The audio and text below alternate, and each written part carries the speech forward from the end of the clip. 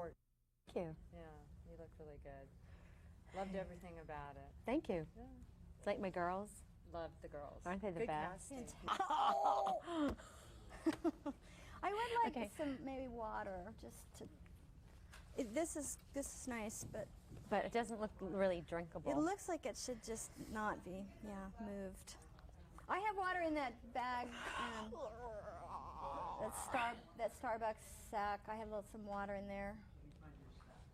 I was looking for my sack. So, if there's anything that we're talking about that you don't want to talk about, just let's just say it. talking. And I'll cut it out. Don't worry about it.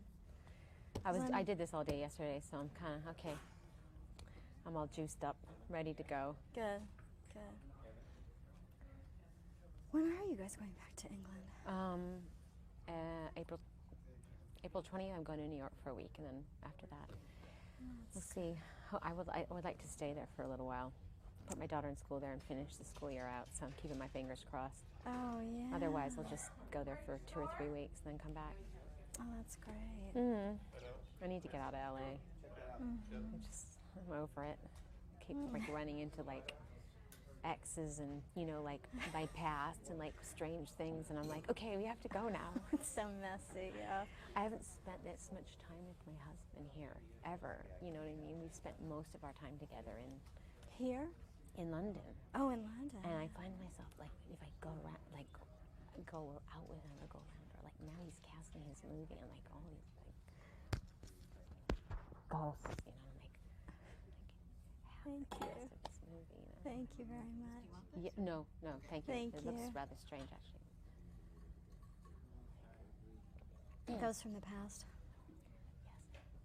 My husband's having lunch today with a guy I had an affair with. Right.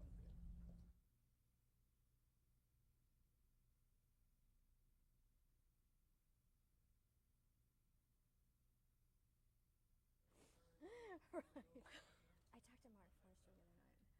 Oh yeah. Oh, I gave him so much shit too. I pretended you told me all these things. I didn't tell him. I was like, "You're so naughty," and he's like, "What are you talking about?" I go, "I worked with Megan last week." I was totally ragging him. He's like, "What are you talking about?" I go, "Are you feeling guilty? About what? About what?" I told him nothing. Well, she answered the phone. Oh, he's still with her. Yeah. I know, but he's so bad. Yeah. I'm like, when are you going to stop that nonsense? And she just I just can't do it. I can't do it. I'm like, you're weak. Well, yeah, That's that's so not unattractive. fair. And why would you want to stay with that relationship? She obviously does something for him. We're talking. Anyway. Talking about all the good stuff that's not going to be on the interview. Anyway. He's like, I got to call her. By the way, he spoke very highly of you. And he said he wanted to work with you again. So just thought I'd tell you that. Yeah, I really want to work with him. Yeah. Even in a producer capacity, with him directing something, Oh, that'd be nice. He's a cool guy. He just needs to get his shit together. Character. Crazy Swedes.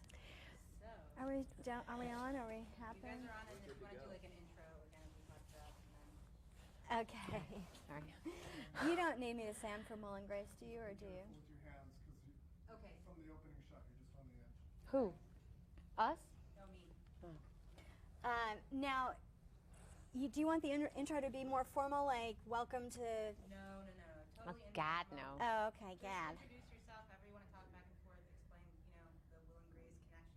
Okay. You're going to talk about everything Madonna. All things Madonna. God. Let me put my Okay, here we seatbelt go. on. Hi, I'm Megan Mullaly, and I'm sitting here with the lovely Madonna, and we are now going to have a girlfriend type chat. Yes.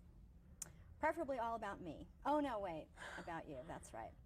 All right, so let's start with Will and Grace. You Which was a blast. very kindly agreed to do an episode of Will and Grace, which we were all completely stumped as to why you would, but there you were, and it was fantastic, and you did a really great job. Did you have fun? Thank you. I had such a good time. I loved it. I've never worked that hard. Madonna is such a perfectionist and such a hard worker. But half the stuff we shot, that we rehearsed didn't even end up being in the scene. Yeah, we had a whole Dance routine. dance-off and a fight fight. Stunts flying over the bars. Stunt doubles, yeah, that all got cut. But it was good the way it ended up. Yeah, I think But so too. you were very good. You were very funny and great. Thank you. Character without, you know, really sort of you, sort of not you. And would you like to explain the premise, or shall I? Okay, well, basically, I'll talk for you. Thank you. Your character decides that you're going to get down and dirty and be real, and you're going to look for a roommate because you think that might be a fun thing to do. So you find a number on the wall of on the bulletin board of a laundromat, and you call it, and it's me. And our scene starts off with me interviewing you, and Ironic, eh? Yes, I interview you to be my roommate, and we have absolutely nothing in common. And basically, the entire skit is about you and I kind of rubbing each other the wrong way. Or the right way, as the case may be. You'll have to tune in to find out exactly what I'm talking about. I won't soon forget it. It really was fun, though, and everybody there really quite enjoyed you and thought you did a great job. It was great. It'll be I fun to loved see. it. I liked all the writers rushing in to fix things. I thought that was a real privilege. It'd be great to have that on a movie set, you know, when scenes aren't working, and then 5 people run in, do a huddle, come change your line, and you just have that freshness and people you don't have time who to think really about it. and people who that was my dog. And people who really know what they're doing. Oh, it's so disappointing. And the other thing I want to say is that her dog had to be on the set all the time. She kept going over and like changing his diapers and my feeding dog. him stuff. I mean, it's like a bit weird. Please. I didn't even bring my kids on the You're set. hurting me. My poor dog had to have an operation. She's been in a delicate condition, but she's doing better, except Haven't for we just all? now, apparently. Yes. Why isn't there somebody changing our diapers is what I'd like to know. Why can't someone cart us around in little cages? Wouldn't that be nice? So I saw you in Up for Grabs in London, and I thought you were really, really great in it. And I saw like the second preview, so it Yikes. must have been, Yeah, we were You still know. making lots of mistakes. well, didn't show, and it was a solid production, and that's such a great role for you. Yeah, I had a good time Yeah, doing it. I think you should reprise that role. We big they screen. asked us to do it in New York, actually. Really? Yeah, No? but I needed a break because, as you know, you're doing a play right now. Doing a play for a long period of time can be a bit taxing. Does it get old for you? Yeah, I start wanting to change things and change the blocking, and all the other actors get really irritated with me. And I have the audacity to change lines every once in a while. Which isn't done in the theater. Yeah. Yes, that's right. Okay, let's get on to more important things right now, which is your new album. I still call it an album because I'm very old. Well, oh no, okay, well, that's not true. We're the same Thanks age. a lot. Now, oddly enough, one of us has managed to stay in a teeny weeny bit shape than the other one of us. I'll leave that to the audience to discern. It's very hard to tell, but perhaps you'll be able to figure it out. You have this great album, which I was loaned under penalty of death should I ever let anybody else hear any of it. And it's really fantastic. Thank you. I love it, and it's very interesting. It's very introspective. It's got a lot of you're really saying a lot of things that are very much needed to be heard, and yet a lot of people, I'm not sure if all of it will quite be gotten right away by everybody, but some people will get it, and some people will get it later on. But it's really pretty great, and the video you're releasing, the first video is American Life, which is the title of the record. Right.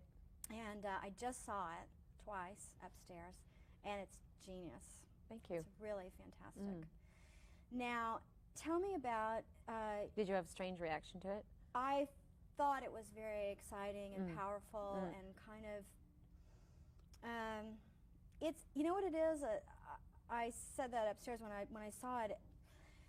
I think people want to ask you a lot of questions about exactly what it means and exactly what... I don't think that's the point. Like, people don't ask painters exactly what their paintings mean, or if they do ask them, they don't answer. I mean, it's art. I think it's art, and I think that people just need to take it at face value and let it work on them, and everybody will feel something different. Everybody will get something different from it, but it doesn't need to be broken down and dissected because that's really not what it's about. It's not a...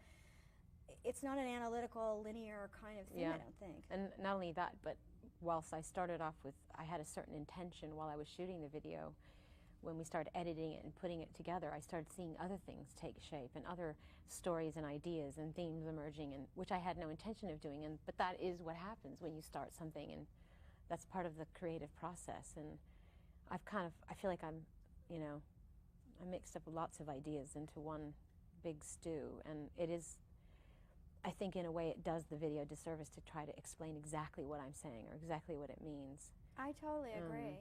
It's very powerful. It's very, kind of revolutionary in that sense. But so was What It Feels Like for a Girl, which also I think is a very, very interesting video, very powerful. Female rage. Yeah, but also can't necessarily be. There's a lot of other things going on there too, but more so I think in American life. But it's very feminist. I love the women, your dancers. They're like real women. Yeah. She doesn't have little teeny skinny women. She has like these really powerful, awesome. Zoftig. Yeah. Voluptuous, strong girls who can really dance, and that was one of the taboos I wanted to explore, and that is that nobody has women that aren't stick figures like in their videos, in their shows or whatever, and it's such a taboo to have women that have rolls of flesh and weight on them, and to me they're so beautiful and so strong, and are you women. Asking me out? Am I making a pass at you? You're going to have to show me your fat rolls first.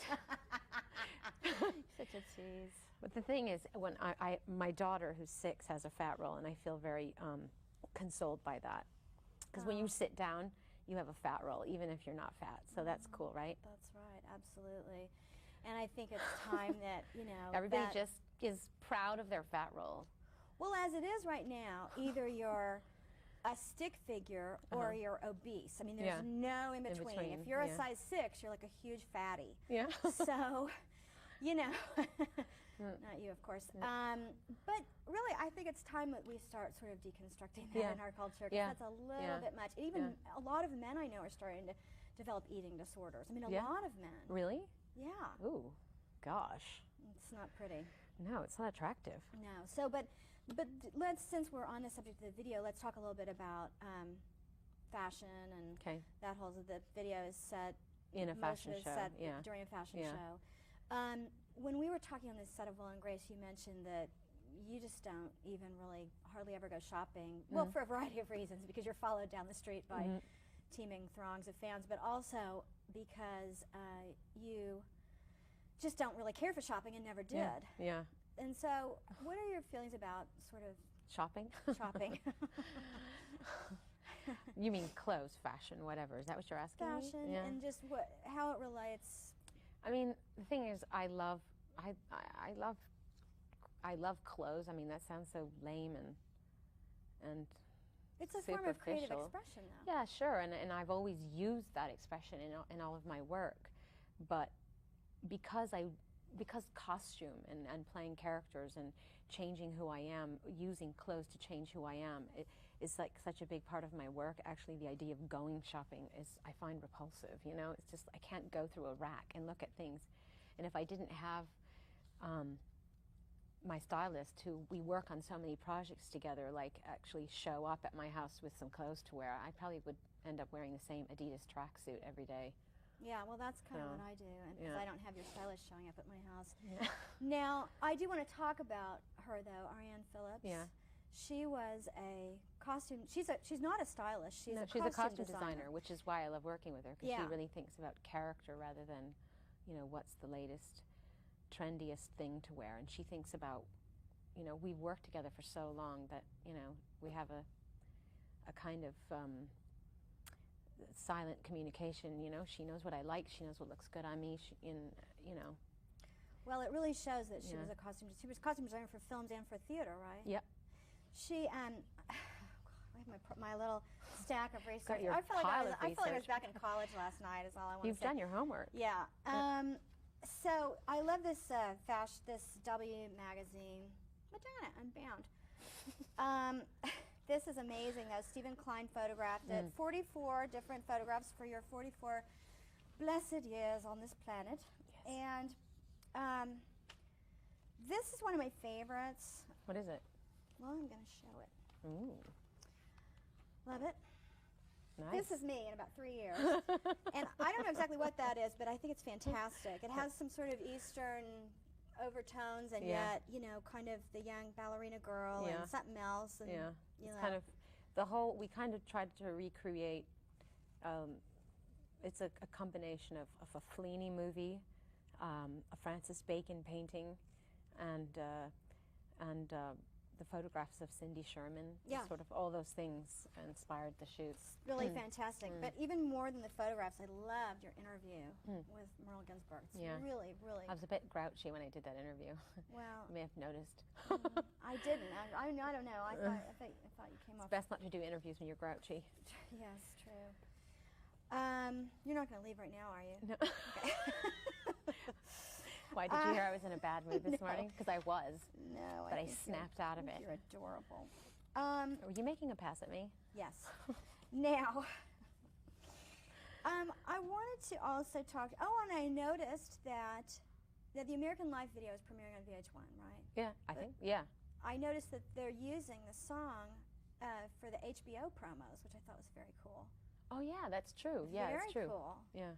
So it gives it a lot of different. I want to talk about some more of the songs on the record. So, American Life. I really love the lyrics throughout the record. It's really good, and I love all the sort of acoustic work that you do, and beautiful guitar, and some of the arrangements. There's some strings in Easy Ride, which is beautiful. Aren't they gorgeous? Oh my God, what a great arrangement. Yeah. And now, so even that song, since I'm on that, it has almost a kind of a Zen or a Taoist sentiment. It has a very, a lot of the songs do, which you can interpret it that way or not. I mean, some people might not pick up on that. Some people might. But either way, they still work. Yeah. Hollywood. Yes. Great song. Thank you. The metaphor. Hollywood as metaphor.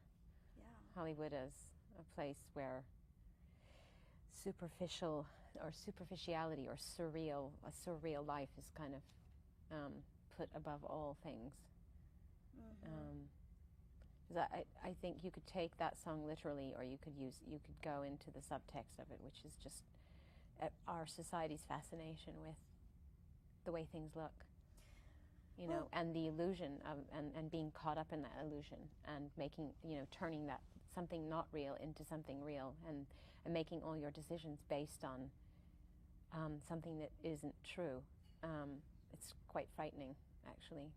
Well, it's starting to change, you know. I think it's kind of gotten worse. It gets worse before it gets better, maybe, because it seems like it's gotten a little bit worse. But that I did think, in terms of the fashion thing too, when we were talking earlier, that is sort of one of the fashion is. It is a form of creative expression. Absolutely. And it's another art form. Yeah. However, it's come to be kind of this all-important thing. Like, every actress has to be wearing couture to go to the mailbox, and I mean, it's. I know. It's starting. It doesn't. It loses its. It just becomes like a cookie-cutter thing. Then I think. And everybody, I think, is focusing on the outer appearance rather on the inner. Yeah, your inner life. Yeah. Spirit. Soul, whatever, And so that seems to be something that very clearly has become very important to you. And it really shows in this record, which I think is a beautiful record. Well, I'll get back to that in a minute, but on the Hollywood song, one of your lyrics is, "I tried to leave it, but I never could." But you have. Left it? Yeah. Well, you have, in your sensibility, you had an awakening. Yeah, totally. Have I completely left it? You know, what I really mean by that is I've tried desperately to really not care about wanting people's approval, and most of the time I succeed, but not always. And that's really what I mean by that statement. It's really hard to stay in this business and stay in the entertainment business, but be detached from wanting people's approval. Well, especially for, I mean, okay, first of all, you are, if not the most famous, one of the 3 most famous popular cultural figures in the world. But you've been that for like 20 years, which is outlandish. it's one thing to become well known when you're a little bit older, but to become well known when you're young in the first place is rough. Yeah. But then to have to go through all of the changes that a person goes through in their life and the learning and the growing, but in such a public format, must have been so difficult, and yet you've turned it toward the positive. I've tried. I mean, I've had my dark moments, that's for sure. Yeah. We talked about that a little on the set. Yeah. That, you thought that the period you were in 10, 12, 15, was it 15? 10 years ago. 10 years ago. Yeah. You feel kind of not so settled about now. Yeah. But I don't think, I personally feel like that was a very powerful thing for a lot of people. And also what I realized after we talked was, what do you think, don't you feel like, you went through that period Right. where you're exploring a lot of, your darker sides and your sexuality. Right. But doesn't Working it out a lot just of rage. point up, working out what? Working out a lot of my rage and whatever, yeah. But now, doesn't it just, having had that and having people have gone through that with you, don't you think it sort of points up more the change in you now? Like the juxtaposition is all the more stark. Yeah, I mean, I see how far I've come. But other people see it too, and I think it might give other people sort of hope that, people can change. Yeah, absolutely. Yeah. And, it's not like, I say to people, it's not like I'm ashamed of who I was 10 years ago, but I just realized that I was going through life in a kind of willy-nilly way, and I was just kind of, in a way, slashing and burning. And sometimes you have to do that, to let go of your past. And I was angry about a lot of things. I was angry about the way people perceived me. I was angry that people would say things like, would have these ideas that if you were perceived as being sexual, then you couldn't be intelligent. And, so, I was in this very kind of angry and provocative mood, and I thought I was going to liberate all of the women of the world, and, did I succeed in doing that? I'm not sure, because I think at the end of the day, a lot of what I was doing at the time was very ego-driven, and I was trying to shock people. Was it, I'm not sure if it was an altruistic reason, you know what I mean? Looking back on it, at the time, I felt very self-important, But everybody goes through that. Yeah. But, you're going through that, just like anyone would. Yeah. But you're going through it, and everybody's watching. Yeah. And Yeah. so I think that probably exacerbates the whole experience. It does make you feel a little bit vulnerable. I mean, at the end of the day, everyone changes and everyone grows. But if your changes and your growth are always documented, and you always have to comment on them or explain them, and of course, something you said and believed in a couple of years ago is going to change for a lot of people. But then if you say that, they'll say, but you said that before. And the thing is, that's what happens to human beings. And I have felt that I'm constantly being held accountable for everything. And, it's, I'm not feeling sorry for myself, but, it's been an incredible ride, adventure, test, whatever you want to call it, to go through all of it and still, see the beauty and purity of life, and still have a kind of innocent outlook, and still have hope for humanity, and, not lose my own curiosity and sense of adventure. I noticed when I was reviewing lyrics from a lot of your music in the past that you have always had a lot of songs that were very positive about, love being the most important thing. Yep. And even when you were in times where you were very confused and maybe even unhappy or, filled with anxiety. Yeah. So, that is a constant thread, but now you've been able to sort of, turn that into something that is like the glass is more half full. You Yeah. know? I definitely have a more positive outlook on life, that's for sure. Yeah. Yeah. So how has, I would think that having children would certainly, I don't have children myself, so. You better get busy, girl. Well, that's the dog. I got the dog. I'm working on the children. How has that, contributed to this? My growth? Mm-hmm. Hugely, enormously, because, first of all, being in the entertainment business, you have a tendency, we all do, to become incredibly self-obsessed, even if we have relationships, It's like, you spend your entire day kind of preparing yourself. If you're like a person who lives in front of the camera, you know, there's the exercising, there's the clothes, there's the, you know, the hair and the nails and the skin, and there's the, you know, it just goes on and on and on. And you have children, and there's no, like, the time to do all those things gets smaller and smaller and smaller. And in a way, I mean, it's the best thing that could happen, to like throw everything in perspective. I can't remember. It takes you out of yourself more. Yeah, I can't, you know, it's either, you know, either I practice my guitar every day or I get my nails done, you know. So a lot of frivolous things go out the window, and that's a good thing. That's right. So that's one thing. And then the other thing is I find that my children help me see myself and my own weaknesses and shortcomings, because I see my daughter being, you know, reacting to things, and I get kind of anxiety-ridden watching her do it, and then I go, my God, that's me. You know, so it's kind of like a mirror thing that happens, and then it's a good way to correct yourself, because your children really are mirrors of you. They're sparks of your soul, and when you learn to embrace your children for all of their shortcomings, in a way, you're doing that to yourself. So that's the other good thing. And then, is there anything in particular that's interesting about the seeing your daughter in that way and seeing yourself? Is there anything in particular about your son that makes you see yourself like that? My son is like, my daughter is very emotional and very passionate, very dramatic. She's that side of me.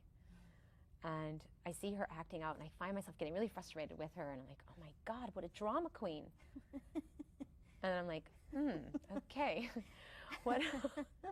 And then I see my son, and who's like a clown, and he's funny. He's got this really irreverent, kind of cheeky sense of humor, and he's that side, you know. I see myself in that aspect of his personality, and it's great having the two. The balance. Yeah. It's fascinating, isn't it? Gosh, it really is an amazing miracle. And then, of course, you're in a good relationship, happy in your marriage. God. Yeah. That's nice, isn't it? Yeah. Nice to have all that kind of settled, more or less. And are there things that you see in Guy that you see in I need to yourself? fix in myself? Yeah. Yeah, definitely. I mean, in a way, that's how you kind of know you're in the right relationship, when you feel a deep connection to somebody, but then there's a lot of work that needs to be done. And the same goes with relationships. You see something in somebody that really irritates you. It's generally, on a regular basis, generally something you have to fix about yourself. And it takes a lot of work to, you know, maintain a level of honesty and communication with somebody. And, you know, you got to make sure you're with somebody, you know, that is worth fighting for, and, you know, doing that work. And just the growth that, you know, our relationship has undergone in the last 4 years has been amazing. And it's so cool that you have such a great creative kind of affinity with each other, and you can work together, and there's that thread, which is a whole other And I amazing. totally respect and admire his opinions on everything. I mean, I wouldn't finish a song without him hearing it, or my video, you know, all my work, I show to him, and I want his input. Well, that's great. Now, I want to hear about, I understand that you guys are doing 5 children's books. Well, yeah, I mean, originally it was something that we were going to do together, but Guy got very caught up in writing. He started writing 2 scripts at the same time, and so I kind of, they were annexed over to me, which is, in a way, it was fine. It was a really good experience. He did stay very involved, you know, he's my greatest critic, and, you know, whenever something gave him the retarded tingles, he was not shy about letting me know. You know, he's a writer, and so he was very helpful. So tell me a little bit about the books. I don't really know much about them. Well, they were inspired, ultimately they were inspired for a couple of different reasons. One is that I found myself reading children's stories to mostly my daughter. Now I'm starting to read to my son, and I couldn't believe how vapid and vacant and empty all the stories were. There were like no interesting lessons, just all about princesses and who just like the beautiful prince arrives and he takes her for his wife and nothing happens, no efforts are made, nobody asks her what her opinion is, or I didn't see anybody struggling for things. It just sort of seemed like empty, vacant entertainment. And there's only so many, times you can read The Giving Tree, to somebody. It's like, there's no books about anything. So I have a teacher I've been studying Kabbalah with for the last almost 7 years now. And he's also a very great friend. And he's suggested that I write some children's stories based on a lot of things that I've learned in Kabbalah. So that's what I did. So. Well, I think that's fantastic. And before we talk about Kabbalah, I wanted to ask you, because I think you had mentioned something to me about something that I had always been interested in sort of trying to effect someday, which is a program for children that teaches them sort of the basic spiritual truths, which you're working on right now. Yeah, that's great. Fantastic. I mean, it's all about teaching kids at the end of the day. Yeah, it's fantastic. Yeah. So I'm getting a card over here. Is that true? What? Okay, but can I ask her about Kabbalah first? Okay. I think you should take the magazine off Megan's lap. Megan needs to do a little catch up. We're fine. Leave us alone. I want to talk more about some of the songs too.